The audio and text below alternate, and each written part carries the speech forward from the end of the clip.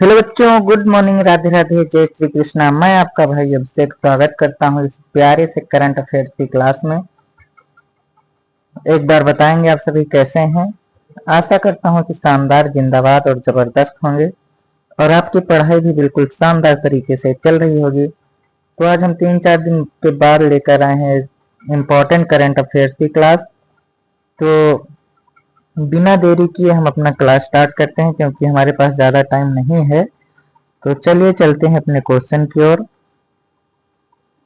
भैया हमारा आज का पहला क्वेश्चन है कि क्यूएस सिटीज रैंकिंग 2026 के अनुसार छात्रों के लिए दुनिया का सबसे किफायती भारतीय शहर कौन सा है। छात्रों के लिए भैया क्यूएस सिटीज रैंकिंग 2026 के अनुसार सबसे किफायती भारतीय शहर कौन सा है। तो आप सभी को आंसर करना है। अगर पता होगा तो आंसर जरूर करते चलिएगा। तो हमारा आंसर होने वाला है भैया option number A, Delhi. Delhi QS cities ranking 2026 के अनुसार छात्रों के लिए दुनिया का सबसे किफायती शहर रहा है।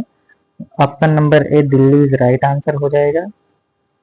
हमारा करेक्ट आंसर दिल्ली हो जाएगा भैया।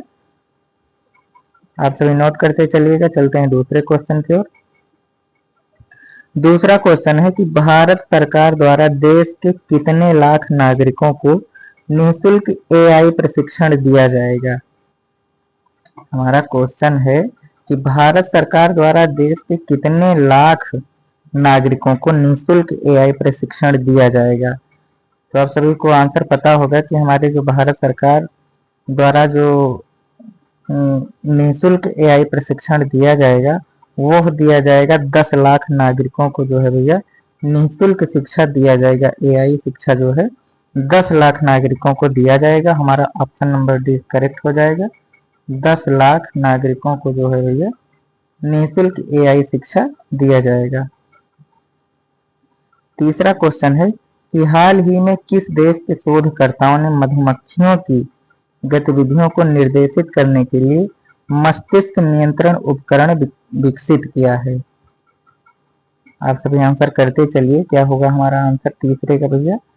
तो हमारा जो चीन देश है भैया, चीन देश के शोधकर्ताओं ने मधुमक्खियों की गतिविधियों को निर्देशित करने के लिए मस्तिष्क नियंत्रण उपकरण विकसित किया है। कौन सा देश हो जाएगा भैया। हमारा जो आंसर हो जाएगा भैया हो जाएगा ऑप्शन नंबर बी, चीन। चीन एक ऐसा देश है भैया जो मधुमक्खियों की गतिविधियों को निर्देशित करने के लिए मस्तिष्क नियंत्रण उपकरण का खोज किया है। ऑप्शन नंबर बी, चीन हमारा करेक्ट आंसर हो जाएगा। आप सभी नोट करते चलिए। चौथा क्वेश्चन है कि हाल ही में किस देश के शोधकर्ताओं ने, किस राज्य ने मंडोवी नदी पर भारत की पहली रोरो फेरी सेवा की शुरुआत की है। कौन सी सेवा, रोरो फेरी सेवा की शुरुआत की है। तो आप सभी को आंसर पता होगा कि हमारा जो चौथा क्वेश्चन है भैया इसमें जो गोवा शहर है, गोवा राज्य ने मंडोवी नदी पर भारत की पहली रोरो फेरी सेवा की शुरुआत की है। तो हमारा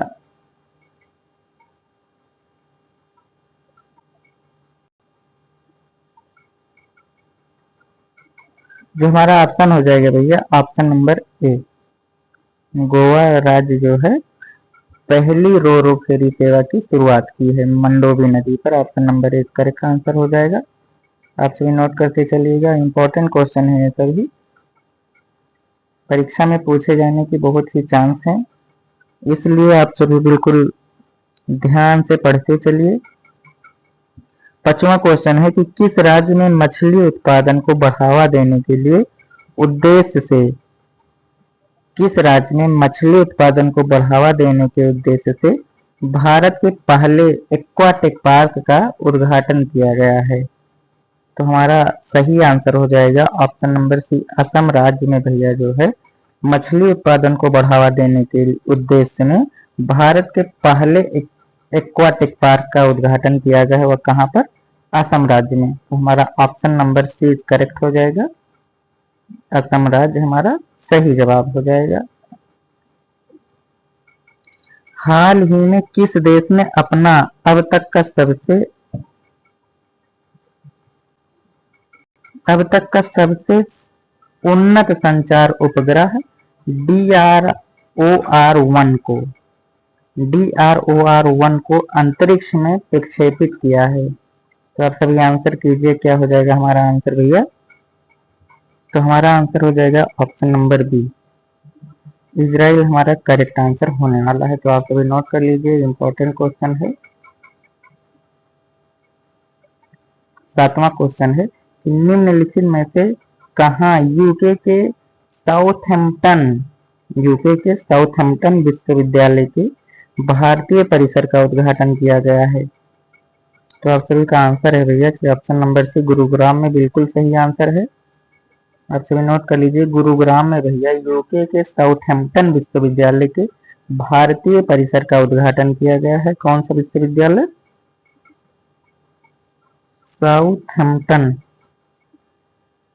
साउथहैम्पटन विश्वविद्यालय का भैया जो है भारतीय परिसर का उद्घाटन किया गया है। कहाँ पे? गुरुग्राम में। ऑप्शन नंबर से हमारा करेक्ट आंसर हो जाएगा। भारत में वर्ष 2013 से 14 से 2025 तक खाद्यान्न उत्पादन में कितने मिलियन टन बढ़ोतरी हुई है? भारत में वर्ष 2013-14 से 2025 तक खाद्यान्न उत्पादन में कितने मिलियन टन बढ़ोतरी हुई है? तो आप सभी को आंसर करना है, क्या हो जाएगा हमारा आंसर? तो हमारा सही जवाब होने वाला है भैया ऑप्शन नंबर डी, 8.1 मिलियन जो है भैया 8.1 मिलियन टन जो है 2013-14 से 2025 तक खाद्यान्न उत्पादन में बढ़ोतरी हुई है। Option number D correct answer, 8.1 million ton जो है भैया खाद्यान्न उत्पादन में बढ़ोतरी हुई है। Option number D correct answer. 9वां क्वेश्चन है कि निम्नलिखित में से किस तारीख को प्रतिवर्ष नेल्सन मंडेला दिवस मनाया जाता है? कौन सा दिवस? नेल्सन मंडेला दिवस किस तारीख को मनाया जाता है? तो हमारा सही जवाब होने वाला है ऑप्शन नंबर बी, 18 जुलाई। 18 जुलाई को भैया प्रतिवर्ष नेल्सन मंडेला दिवस के रूप में मनाया जाता है। आप सभी नोट कर लीजिएगा, 18 जुलाई हमारा सही जवाब होने वाला है। 10वां क्वेश्चन है कि भारत में 2014 से 2025 के दौरान दूध उत्पादन में प्रतिवर्ष कितनी बढ़ोतरी हुई है? तो हमारा सही जवाब होने वाला है option number c, 10.2 million ton. 2 million ton जो है भैया 2014 से 2025 के अंतर्गत दूध उत्पादन में बढ़ोतरी हुई है। ऑप्शन नंबर सी करेक्ट आंसर हो जाएगा। भारतीय लग्जरी फैशन बाजार किस वर्ष तक 10.7 बिलियन डॉलर होने का अनुमान है?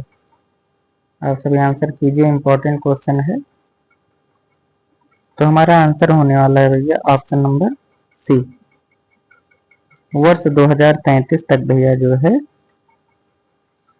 भारतीय लग्जरी फैशन बाजार में 10.7 बिलियन डॉलर होने का अनुमान लगाया गया है। ऑप्शन नंबर सी, 2033 तक जो है 10.7 बिलियन डॉलर होने का अनुमान लगाया गया है। ऑप्शन नंबर सी करेक्ट आंसर। 12वां क्वेश्चन है कि इलेक्ट्रॉनिक वाहनों में यानी ईवी की संख्या भारत में 2030 तक कितना होने का अनुमान है? तो हमारा सही जवाब होने वाला है कि 2.8 करोड़ जो इलेक्ट्रॉनिक वाहन हैं भारत में 2030 तक 2.8 करोड़ होने के अधिक चांस हैं। Option number c, 2.8 crore electric वाहन। भारत की कुल विद्युत क्षमता जून 2025 तक बढ़कर कितना गीगावाट हो गई है? तो हमारा सही आंसर हो जाएगा भैया 476 गीगावाट जो है भैया भारत की कुल विद्युत क्षमता जून 2025 तक बढ़कर 476 गीगावाट हो गई है। Option number B correct answer, 476 gigawatt. Gigawatt. Option number B correct answer. 14वां क्वेश्चन है भैया कि भारत में प्रति व्यक्ति बिजली खपत 2013-14 में 957 किलोवाट घंटे से बढ़कर 2023 से 24 में कितना किलोवाट घंटे हो गई है।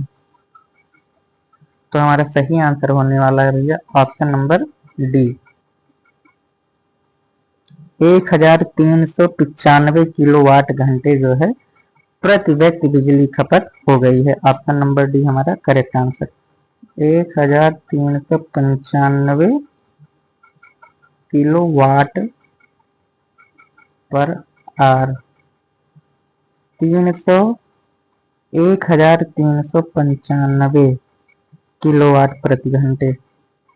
Option number D correct answer हो जाएगा भैया।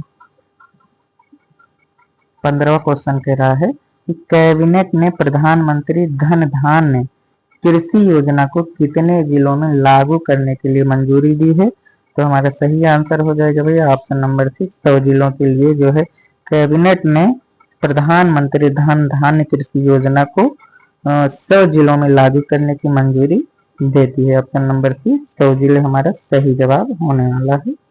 आप सभी नोट करते चलिएगा। अब हमारा चालू होता है स्टैटिक जीके का क्वेश्चन। तो देखते हैं हमारा स्टैटिक जीके का क्वेश्चन क्या रहने वाला है आज का। तो हमारा पहला क्वेश्चन है कि निम्न में से कौन से देश बाल्टिक देशों के रूप में जाने जाते हैं। कौन से देश? बाल्टिक देश। तो सही जवाब क्या होगा, आप सभी आंसर कीजिए। हमारा आंसर होने वाला है एस्टोनिया, लातविया, लिथुआनिया। ये 3 देश जो है भैया बाल्टिक देशों के रूप में जाने जाते हैं। किस देश के रूप में? बाल्टिक देशों के रूप में जाने जाते हैं। Option number B correct answer. निम्नलिखित में से किसको कर्नाटक संगीत के पितामह के रूप में जाना जाता है? कर्नाटक संगीत के पितामह के रूप में जाना जाता है। तो हमारा सही आंसर होने वाला है option number A, Purandar Das ji को भैया कर्नाटक संगीत के पितामह के रूप में जाना जाता है। पुरंदर दास को जो है कर्नाटक संगीत के पितामह के रूप में जाना जाता है। ऑप्शन नंबर ए हमारा करेक्ट आंसर हो जाएगा। यूरोपीय संघ के 27 में से कितने सदस्य देशों की आधिकारिक मुद्रा है? हमारी जो यूरो है, यूरोपीय संघ के 27 में से कितने सदस्य देशों की आधिकारिक मुद्रा है? तो हमारा सही जवाब हो जाएगा कि जो यूरो है भैया, यूरो मुद्रा है, ये 20 देशों की आधिकारिक मुद्रा है। ऑप्शन नंबर बी करेक्ट हो जाएगा। 20 देश की आधिकारिक मुद्रा जो है यूरो है। तो हमारा सही जवाब हो जाएगा ऑप्शन नंबर बी, 20 देश। 19वां क्वेश्चन है कि हरित क्रांति के जनक माने जाने वाले नोबेल पुरस्कार विजेता नॉर्मन अर्नेस्ट बोरलॉग को, हरित क्रांति के जनक माने जाने वाले नोबेल पुरस्कार विजेता नॉर्मन अर्नेस्ट बोरलॉग को भारत सरकार द्वारा कौन सा पुरस्कार प्रदान किया गया था? तो हमारा सही जवाब हो जाएगा पद्म विभूषण। जो पद्म विभूषण होता है भैया, ये वाला पुरस्कार जो है हमारे हरित क्रांति के जनक माने जाने वाले नोबेल पुरस्कार विजेता नॉर्मन अर्नेस्ट बोरलॉग को भारत सरकार द्वारा पद्म विभूषण पुरस्कार प्रदान किया गया था। Option number 20 correct answer. आप सभी नोट कर लीजिएगा, इंपॉर्टेंट क्वेश्चन है। चलते हैं आज के आखिरी क्वेश्चन की ओर। हमारा आज का आखिरी क्वेश्चन है भैया कि भारत के राष्ट्रपति के विरुद्ध महाभियोग की प्रक्रिया संसद के किस सदन द्वारा प्रारंभ की जा सकती है? भारत के जो राष्ट्रपति के विरुद्ध भैया महाभियोग की प्रक्रिया संसद में जो लागू की जाती है, वह किस सदन द्वारा प्रारंभ की जा सकती है? तो आप सभी को आंसर देना है। क्या हो जाएगा हमारा आंसर? तो हमारा आंसर होने वाला भैया संसद का कोई भी सदन हो, या राज्यसभा या फिर लोकसभा, किसी भी सदन में जो है भैया भारत के राष्ट्रपति के विरुद्ध महाभियोग की प्रक्रिया संसद में प्रारंभ की जा सकती है। ऑप्शन नंबर डी हमारा सही जवाब होने वाला है। तो आज के लिए बस इतना ही भैया, मिलते हैं नेक्स्ट क्लास में। तब तक के लिए जय हिंद, जय भारत, बाय बाय।